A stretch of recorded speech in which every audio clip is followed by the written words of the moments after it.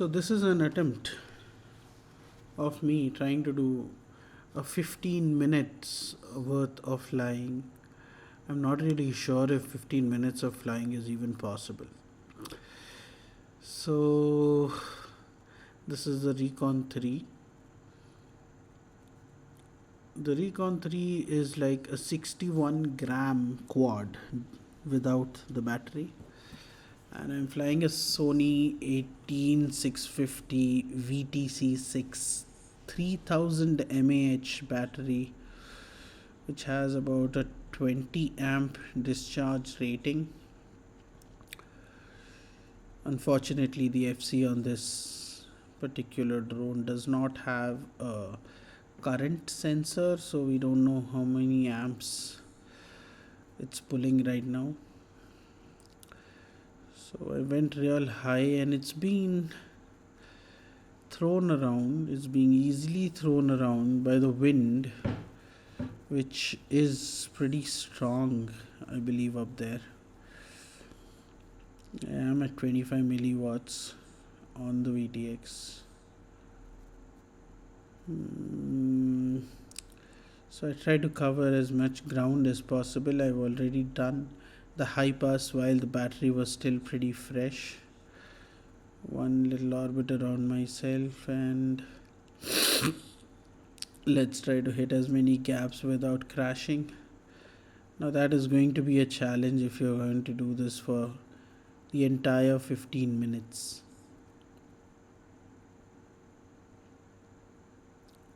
Trying to stay as low as possible. Oh, the customary lap. Well, not exactly. Through the trees, to the gaps. This is a really challenging track because it's about a meter wide, and then to hit it as low as possible without crashing out is pretty difficult. Guys must be surprised as to what's happening there, but it is really silent and you don't really notice the drone until it is within a couple of meters from you. So the clubhouse, surprisingly, the signal here was very good considering all the foliage and plants that were between the VTX, but probably because the patch antenna is facing the quad right now perfectly, so it's in the probably the 10-degree cone from the patch antenna. And since I actually thought I'll go land on the rooftop of the clubhouse, but the signal was too weak and I didn't want to take any chances. Now I think I'll go over to the water tower and see if it's possible landing over there. But only the Omni on my goggles will be picking up the signal here, as the patch is facing the completely opposite direction. So I just orbited a couple of times and then gained some altitude as the signal is pretty weak. And notice how it's only been 4 minutes so far, which in itself is an eternity while flying FPV with complete concentration. While flying an FPV drone, if you even lose your concentration for a second, you blink and there's a good chance that you will crash. So as one of the evening walkers were walking by, I just turned around back and started doing low orbits around this mound.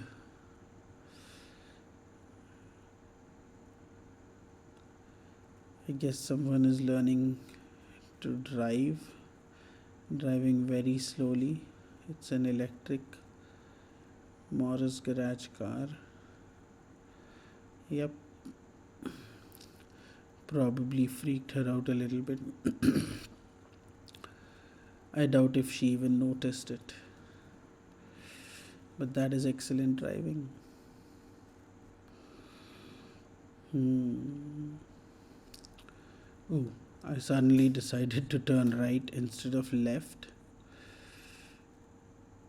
And I know that there are three bulbs there, and I wanted to get as close to those bulbs as possible, but the interference from the transformer, I believe, was a little too much to handle, and I just gave up on that idea and flew back. So I wanted to get as close to this number as possible. Okay, that was good. We hit the gap. We still haven't crashed. It's been 6 minutes into this flight. I believe that is the red car that is approaching. That was beautiful.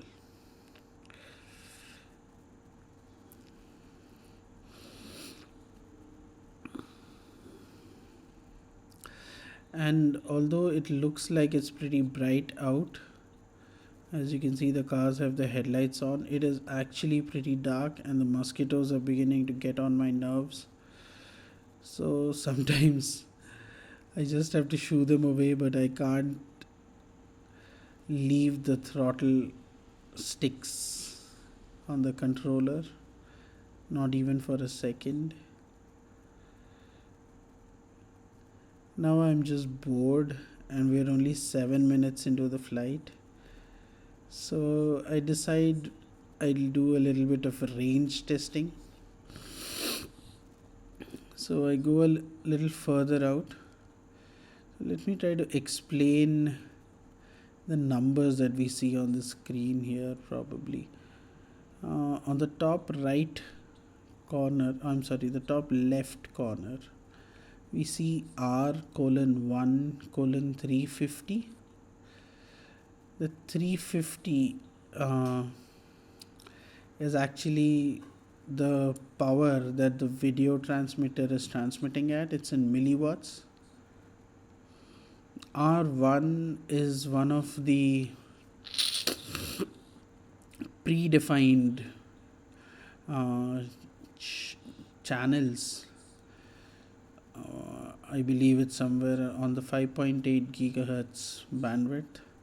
Now, I never really approach this road, this turn, because this is pretty far away from where I'm sitting, and there is a good chance that I might lose signal.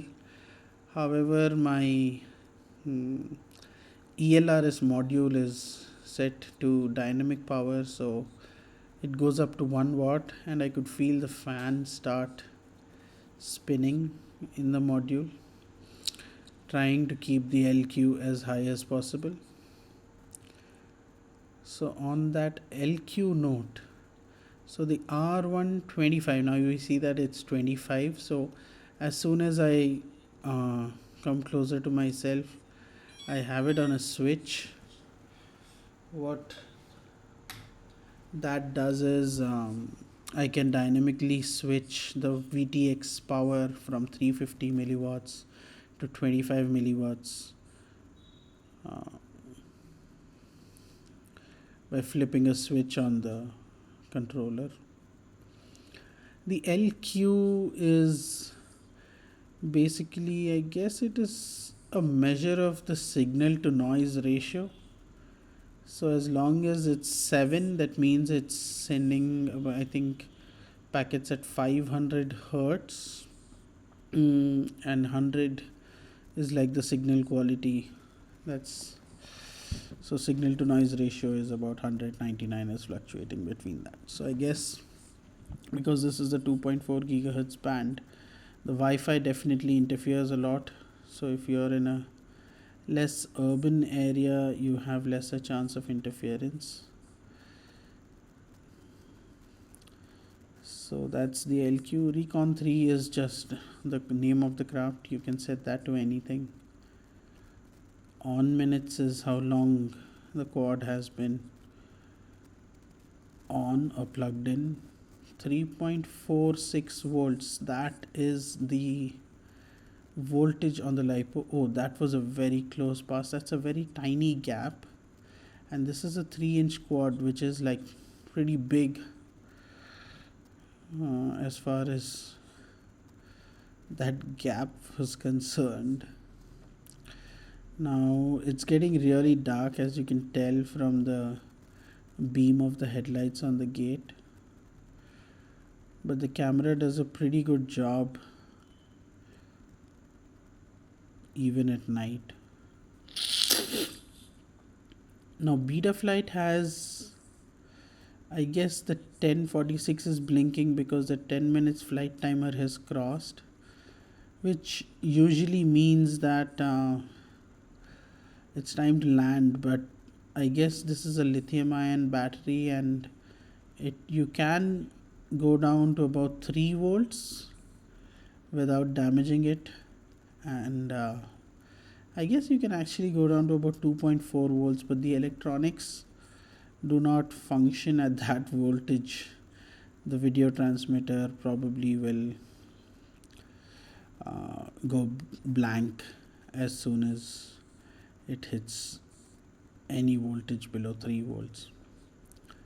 65, 62 on the bottom right corner is the Rssi. It's kind of a received signal strength indicator. I think that's what it stands for. So when it goes low, that's the control link signal. However, the LQ on the top left corner is a much better indicator of how good a connection to your drone you have. So on the bottom right, above the cell signal kind of indicator, is the throttle indicator. So as long as you can see that I hover or cruise at around 50% throttle, which is actually pretty high. Usually drones will hover anywhere at around 20 to 30% throttle on a 5-inch quad. A 5-inch referring to the size of the propeller on the drone. So already 12 minutes, close to 13 minutes of flying, and that there has been no warnings yet. Trying to hit as many gaps as possible, hoping to not crash. And there's no predefined path here, so you just make it up as you fly. I guess here I did almost crash. Yeah, that was it, and barely avoided it. Now I'm just sweating like crazy because 13 minutes of complete concentration. Your hands start shivering after a while, and the mosquitoes just eat you alive, especially during this evening period when the sun just sets.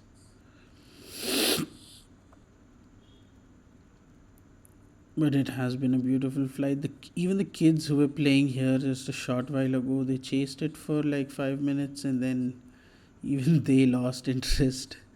That's how long it's been flying. Usually a drone will fly for around 2-3 minutes, and even 4 minutes feels like an eternity. But flying continuously for 15 minutes, and I'm just doing normal flying, it's not a cruise in a straight line or anything, so it should ideally drain the battery a lot faster. The battery, I think it weighs around 47 grams or something, and the drone itself, which is on an ELRS EP1 receiver, along with the Zeus 5 amp AIO FC ESC combo, weighs around 61 grams.